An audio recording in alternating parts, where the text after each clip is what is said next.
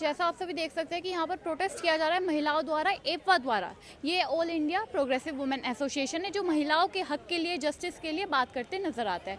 इसी बीच हम आपसे जानने की कोशिश करेंगे आज 8 अक्टूबर को जंतर मंतर पर आप प्रोटेस्ट क्यों कर रहे हैं। देखिए, आज यहाँ पर एक महिला अधिकार पंचायत है और पूरी दिल्ली भर से अलग अलग सेक्टर से महिलाएं इकट्ठा हुई हैं। और एक बहुत बड़ा सवाल दिल्ली एनसीआर की महिलाओं का है कि दिल्ली में भाजपा सरकार आने के बाद उन्होंने जो ये फैसला लिया कि वो पिंक टिकट यानी बेशर्त सभी महिलाओं के लिए फ्री ट्रैवल का जो अधिकार है वो छीनने की तैयारी चल रही है। हम लोगों का मानना है कि दिल्ली के अंदर महिलाओं की मोबिलिटी के लिए, उनके फ्रीडम के लिए ये बेहद ज़रूरी है कि उनके लिए फ्री यात्रा का अधिकार हो। महिलाओं के पास ज़्यादातर समय में पैसे नहीं होते।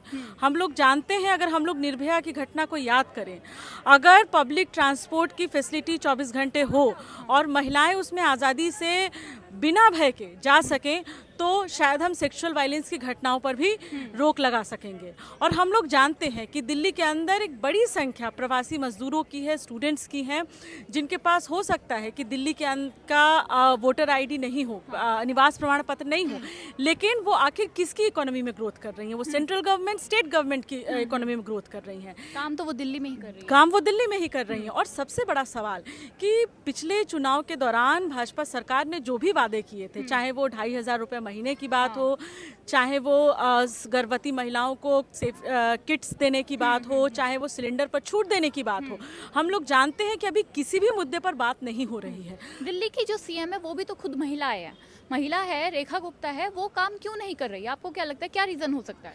देखिए, सिर्फ दिल्ली के अंदर एक महिला सीएम बिठा देने से बात नहीं बनेगी। सवाल इस बात का है कि भाजपा लगातार महिला विरोधी फैसले लेती रही है, महिलाओं के ऊपर तमाम तरह के मोरालिटी के, तमाम तरह के दबाव बनाती रही है। और हम दिल्ली के अंदर भी देख रहे हैं कि रेखा गुप्ता को बिठा करके तमाम महिला विरोधी फैसले लिए जा रहे हैं। दिल्ली की महिलाएं ये बात साफ साफ कहना चाहती हैं कि रेखा गुप्ता के ये फैसले महिला विरोधी फैसले हैं और इनको तुरंत वापस लिया जाना चाहिए। आपके इस प्रोटेस्ट से क्या असर पड़ सकता है? देखिए, दिल्ली की लगभग 10,000 महिलाओं ने सिग्नेचर किया है कि हमें पिंक टिकट हमारा अधिकार है, वो हमको मिलना चाहिए और सारे वादे पूरे किए जाएं। और आने वाले दिनों में इस सवाल को लेकर के हमारा डेलीगेशन दिल्ली के अंदर दिल्ली सरकार से और केंद्र में बैठी हुई जो ट्रिपल इंजन की सरकार है सबसे मिलेगा और इस सवाल पे आंदोलन जारी रहेगा। सरकार को ये फैसला वापस लेना होगा। आप पिछले कुछ समय से देख रहे हो कि दिल्ली में कई प्रोटेस्ट किए जा रहे हैं, केंद्र सरकार के खिलाफ भी, दिल्ली सरकार के खिलाफ भी। उनकी बात नहीं सुनी गई। महिलाओं को लेकर इतना बड़ा प्रोटेस्ट आप भी कर रहे हैं, महिलाओं के अधिकार के लिए कर रहे हैं, क्या आपकी बात सुनी जाएगी? बिल्कुल। देखिए, दिल्ली के अंदर आप देखिए कि जब बुलडोजर का मामला था, बड़ी संख्या में महिलाएं खासकर उतरी सड़क पर, तमाम लोग उतरे और रेखा गुप्ता को मजबूरन कहना पड़ा कि हम दिल्ली के अंदर अब आगे कोई झुग्गी नहीं तोड़ेंगे। तो इसी तरह से दिल्ली के अंदर महिलाओं के अधिकारों को लेकर के भी हम लोग सड़क पर हैं और ये आंदोलन आने वाले दिनों में और बढ़ेगा। रेखा गुप्ता को अपना ये फैसला वापस लेना होगा। इसके बाद आप सुप्रीम कोर्ट का या हाई कोर्ट का रुख अपना सकते हैं?